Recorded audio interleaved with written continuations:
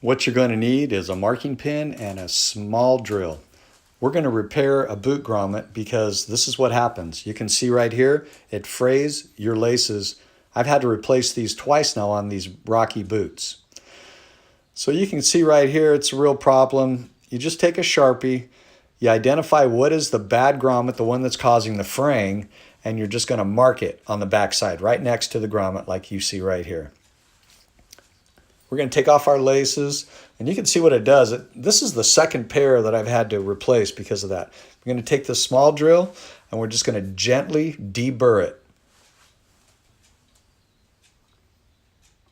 I go in there very gingerly, and I go both directions, back and forth, softly. I don't want to dig in hard. It's brass, it's soft, just to get off some of the deburring. And now what I'm going to do, I'm going to lace the laces back through, and I'm just going to take, this is the old lace, I'm going back and forth, and I'm polishing it really fine. So this will keep that smooth and working well. Please subscribe and like.